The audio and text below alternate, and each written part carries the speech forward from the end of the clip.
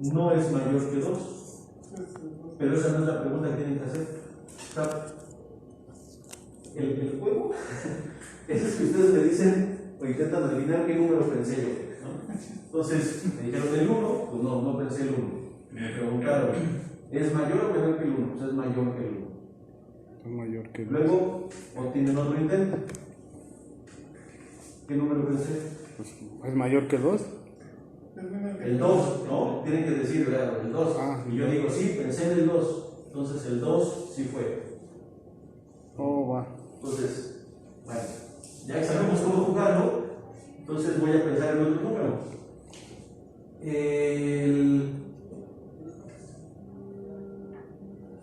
Ya, a ver, pregúntenme. ¿Cuál? ¿Qué número es? No manches, te fuiste bien recio con tu pregunta. No, me tienes que decir un número. ¿Qué número crees que yo pensé? Yo iría por la mitad. ¿El 5? Ah, pero es del 0 al 3. Del 0 al 3, la mitad. El 3 no, pues no es. Es menor que el 3. No puede ser mayor, ¿no? ¿Mayor que 0? No. El 0 no es. No puede ser menor, entonces es mayor. ¿El 1? Pues sí, el 1 sí es el que pensé. Pero no están intentando resolver esto de forma algorítmica. No están adivinando. Si intentan resolverlo de forma algorítmica, vamos a hacerlo otra vez. Voy a pensar en otro número. Ya, intenten resolverlo de forma algorítmica. ¿Cómo lo programarían? ¿No? Entonces, me preguntan. ¿Es el...? No, vamos a hacerlo de manera diferente. Piensa en un número, del 0 al 3. No nos digas cuál es. Del 0 al 3. Puede ser del 0, 1, 2 o 3. ¿Ya? ¿Sí? Ya. ¿Es el 0? No. No es el 0. ¿Es mayor? Sí, no puede ser menor. Entonces, ¿es el 2? Sí. Sí. ¿No? A ver, ahora, piensa un número. Ya. ¿Ya? Entonces, ¿es el 2? No. No es el 2. ¿Es menor o mayor? Es menor. Menor.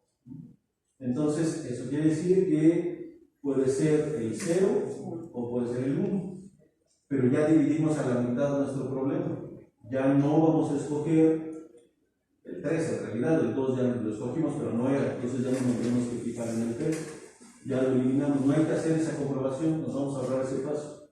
Entonces le podemos preguntar si es el 0 o es el 1. En realidad aquí ya no importa cuál le preguntemos, porque si nos equivocamos vamos a saber cuál es, y si la atinamos, pues ya sabemos cuál es, ¿no? Entonces, ¿fue el 0? No, entonces es el 1. Entonces, lo que hacemos es partir nuestro problema, por eso se llama búsqueda binaria, y luego lo vamos a ver con calmita y lo van a ver con mucha más calma en otro curso, pero partimos el problema, la lista a la mitad, y buscamos en esa mitad, si la primera mitad no contiene el elemento, porque nos dicen que es mayor, y esa lista está ordenada, y no sé qué, entonces necesita un montón de condiciones. Entonces, nos ahorramos toda la mitad de la lista, buscar en toda esa mitad de la lista. ¿Vale? Entonces, por eso tenemos una curva bastante menor que él, porque en cada pregunta nos ahorramos la mitad de esa lista, o de la lista restante. Por ejemplo, si fuera del 0 al 10, entonces la opción sería preguntar si es mayor o menor que 5. Exacto, sí. Si nos dicen que es menor, toda esta lista no nos interesa, no vamos a preguntar nada de esa lista.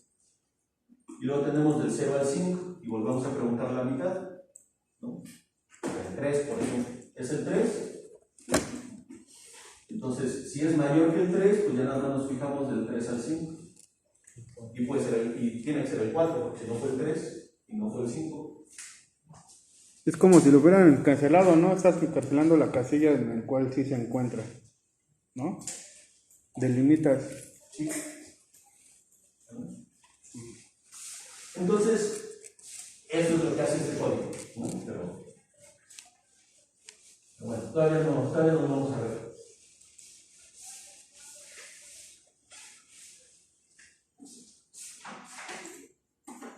Entonces, ese es el tiempo, perdón, el tiempo logarítmico.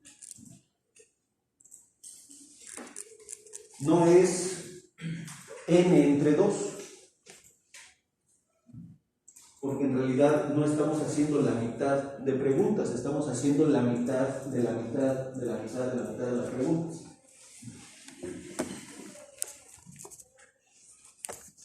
Luego tenemos el cuadrático. Ya lo habíamos explicado, nos adelantamos un poquito, pero porque era muy sencillo. Entonces, un algoritmo tiene una complejidad de tiempo cuadrática si el tiempo de ejecución es proporcional al cuadrado del tamaño que le entra. Entonces, un for o n, dos for o n cuadrado.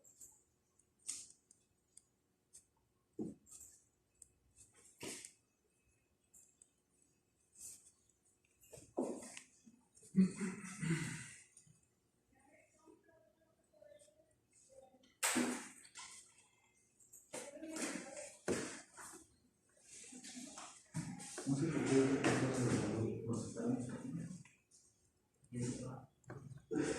Ya está, no sé. Por favor, ¿no? Nos van a invitar. Ya nos quedamos encerrados en la... Pues solo yo creo. Pero un poco. Menos probable. Wow. Ya estaba hablando. Por eso le digo, comida no está feo.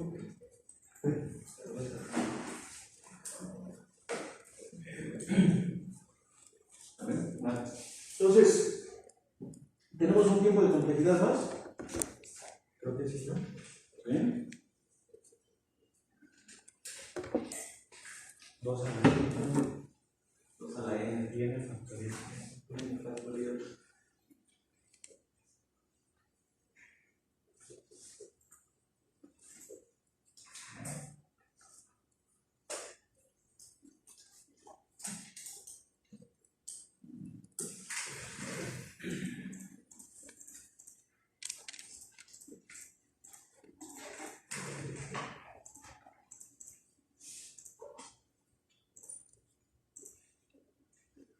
Bueno, igual tienen prendidas sus computadoras, ¿no?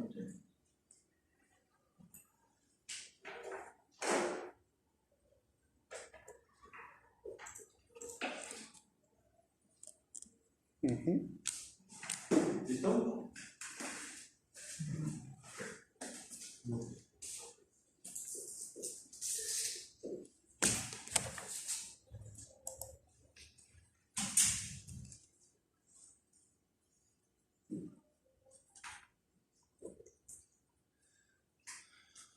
Pues vamos a entrar a una página que se llama Big O Cheat Sheet. Ok. Big O Cheat de. Estamos armando alguna trampa y Cheat de obra. A ver si existe, porque en realidad este curso lo dije la última vez hace mucho tiempo. Entonces, espero que exista.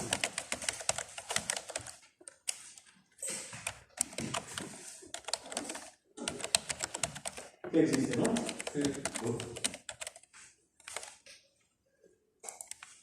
Desfortunadamente yo no tengo internet, pero ustedes lo están viendo ahí y ahí pueden ver también los diferentes algoritmos, pueden ver cuánto se va a tardar cada uno de ellos, pueden hacer ahí explicarle algunos de los ejemplos.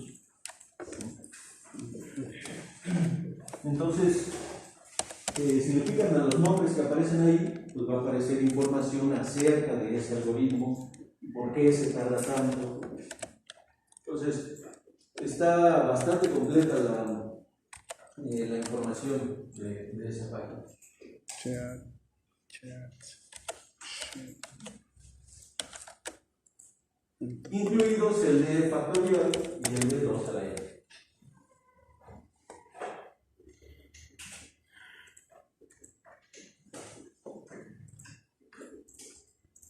Entonces, el tip más fácil que existe es el que les dije hace un momento. Si tenemos un for, tenemos dos fors, tres fors.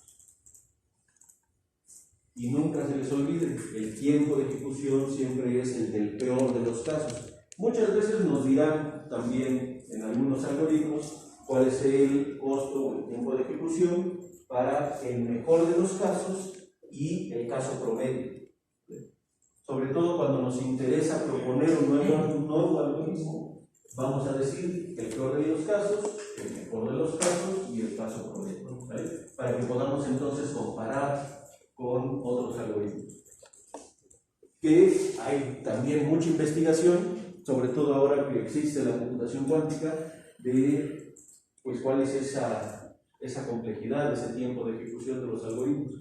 Entonces, si a ustedes es algo que les gusta, yo la verdad es que no le he dedicado tiempo a eso, pero si les gusta, se pueden, hay todo un área de aplicación, todo un área de trabajo que está relacionada con esto, con buscar algoritmos cada vez más eficientes.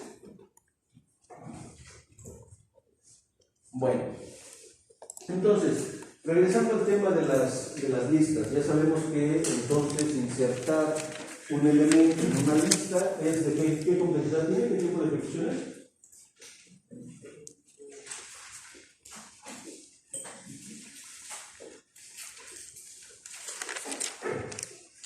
Voy a tener uno dijimos hace 3 minutos.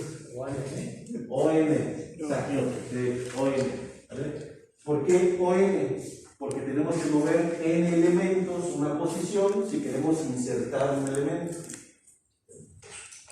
Ahora, eso es pues lo normal, digamos. Sin embargo, hay otras técnicas, hay otras formas de hacer eso, de hacer esa inserción y que no nos lleven ON operaciones. Entonces, para pensar en esas implementaciones o en esas alternativas, vamos a necesitar implementar o conocer las listas ligadas. Entonces, una lista ligada, como estamos viendo aquí en el dibujito, va a estar compuesta por nodos. Entonces, a diferencia de un arreglo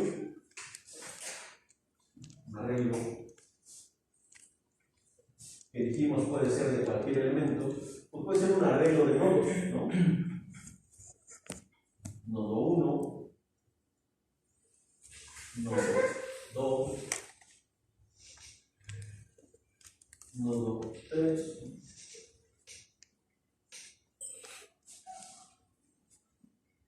pero solamente vamos a poder obtener los elementos que están, por ejemplo, en 3, ¿no? En la posición 3, poniendo que se la arregle,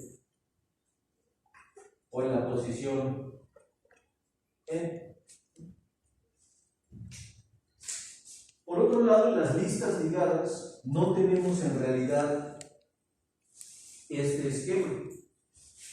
Si lo pensamos como que están flotando en el espacio, yo creo que es más sencillo de entender. No están contenidas en un arreglo, no están contenidas en un espacio fijo, con tamaño fijo. Es decir, un arreglo, si le decimos que va a tener 3 elementos, pues va a tener la posición 0, la posición 1 y la posición 2. ¿Vale? Y ya, ese es el tamaño máximo del arreglo. Nada más van a caber 3 elementos. En una lista ligada no, una lista ligada está como que ahí flotando en el vacío.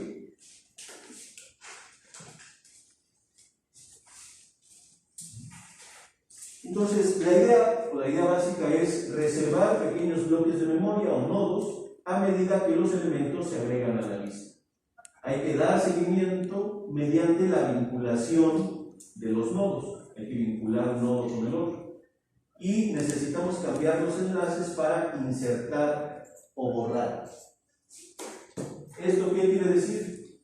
Pues que entonces nosotros podemos crear una lista de tamaño, no voy a decir infinito, virtualmente infinito, vamos a estar limitados por el tamaño de memoria, por supuesto, pero no necesitamos decir el tamaño máximo de esa lista. Vamos a decir, va a existir una lista. Y mi lista a lo mejor va a existir al inicio simplemente con un elemento. Pero ¿cuántos elementos puedo yo agregar a esta lista? Infinidad. Tantos como quepan en la memoria. Entonces, ¿cómo logramos eso? Pues lo vamos a lograr con una estructura de datos, con un tipo abstracto de datos. Entonces, esto de aquí es un tipo abstracto de datos que se llama nodo. Yo le puse nodo, usted le puede poner elemento, usted le puede poner el nombre que quiera. Entonces, un nodo va a tener dos atributos, el atributo del valor y el atributo de apuntador. ¿Por qué apuntador? Pues porque está apuntando al siguiente nodo o a otro nodo, no tiene por qué ser el siguiente.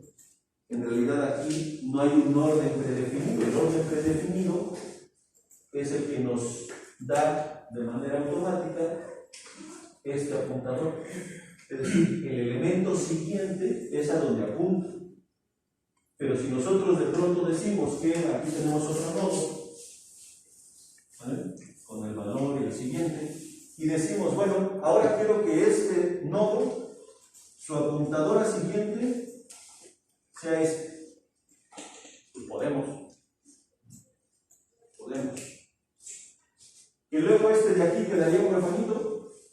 Pues sí, va a quedar huérfano. Es decir, no va a estar dentro de la lista, porque alguien necesitaría apuntar a él para que pudiéramos acceder a su valor. Ahorita lo vamos a ver con más calmita. Pero entonces podríamos nosotros decir, bueno, pues entonces este nodo que apunte a este. Y entonces habríamos reordenado la lista, ¿no? Ya no sería este el primero, este el 0 y este el 2. Ahora, efectivamente, ¿cuál sería el 0? El del medio. El del medio. Bueno.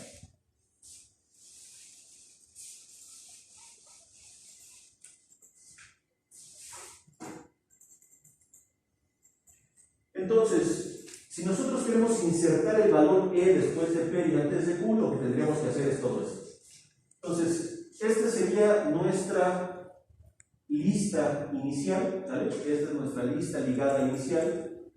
Y ahora nosotros queremos insertar un valor entre estos dos, que es lo que acabo de dibujar hace un momento.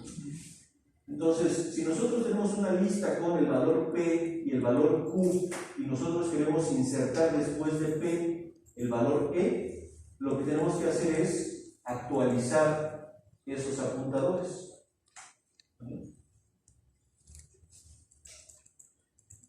Y entonces el último elemento de mi lista ligada va a apuntar al 1.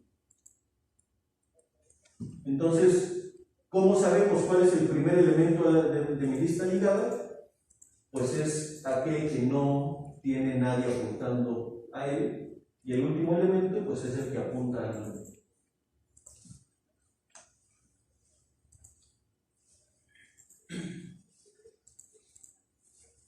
Luego, cuando veamos otro tipo de listas, vamos a ver cómo podemos saber si alguien está apuntando a mí. Porque aquí no podemos saber quién me está apuntando, en realidad, ¿vale? Pero eso lo veremos un poquito más adelante. Ahí hubiera puesto de ejemplo ahí a los Spider-Man cuando les hace así. Ándale, sí.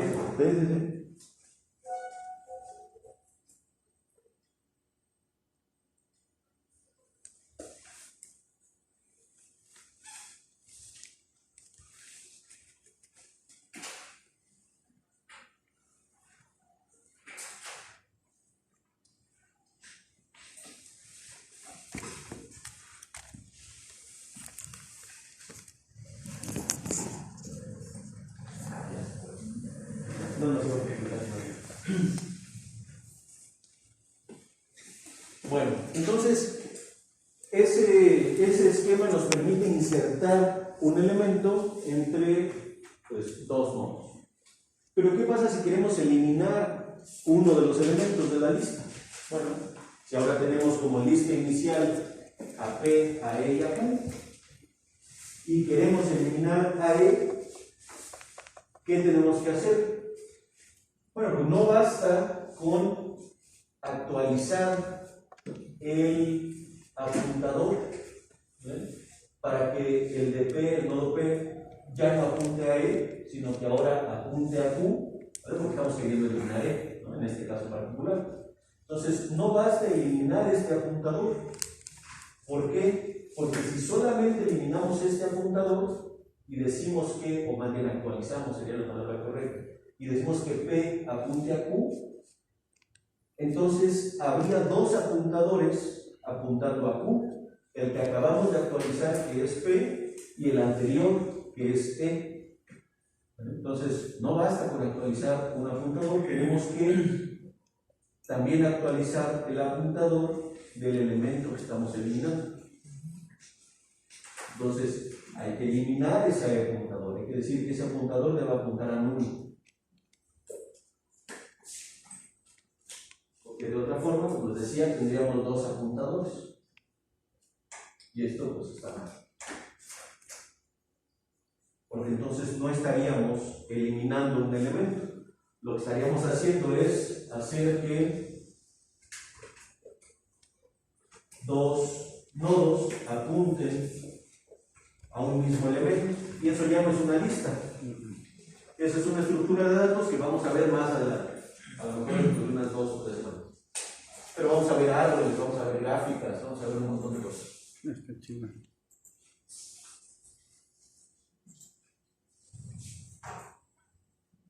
Pero como no es una lista, no lo vamos a ver pronto.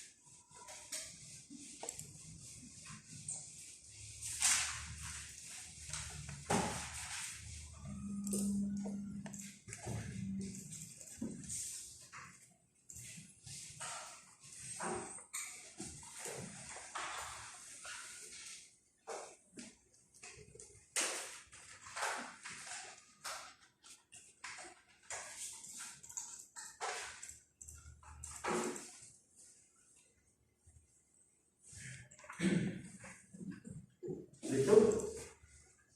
Bueno, entonces, como dije hace un ratito, y ahora vamos a hacer énfasis en ello, ¿cómo podemos empezar a buscar en una de estas listas?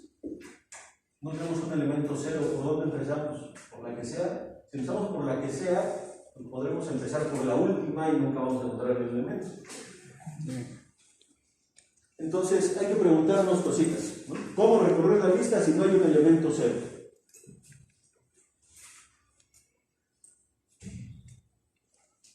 Y como tenemos varios días de allá que nos volvamos a ver, esto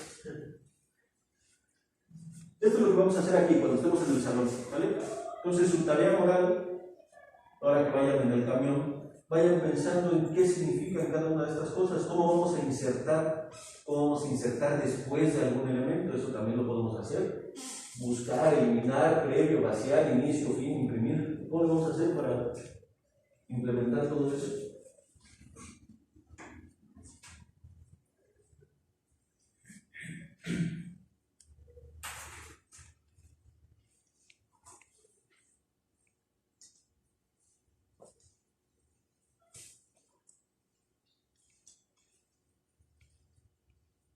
Pero de verdad, piénsenle, porque después la tarea es esta, implementar un programa que permita sumar polinomios.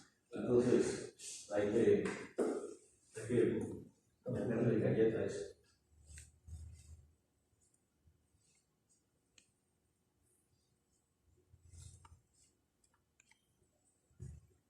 Pero bueno, antes de que lleguemos a la tarea, vamos a implementar esto aquí en el salón, ¿no? Para que funcione todo bien.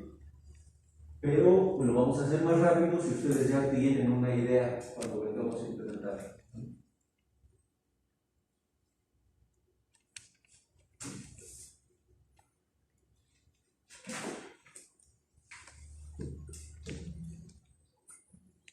Y sí, ya le iba a preguntar, no, mejor dicho, ya le iba a indicar, pues ¿dónde empiezo? Pues donde está null, el null es el fin, No les repito. y ya de ahí hacia atrás, pero como usted dice, ¿cómo sabes quién es el que se está apuntando? Y eventualmente vamos a llegar a una cosa, a una estructura que se llama listas doblemente ligadas. Y entonces sí podemos ir para atrás, pero ahorita no podemos ir para atrás, no existe ir para atrás. Ah, ok. Porque no tenemos un apuntador que vaya para atrás. Con las listas doblemente ligadas, sí vamos a tener un apuntador que vaya para atrás. Pero todavía no sabemos eso. ¿Vale? Bueno, pues entonces lo dejamos por aquí. 9 minutitos antes. ¿Alguna duda con lo de la complejidad o con lo de estas listas ligadas? En realidad no es complejidad. Si ustedes agarran el libro y ven complejidad, es algo muy complejo, ¿no? Lleva mucho más tiempo, explicando y requiere mucha más atención.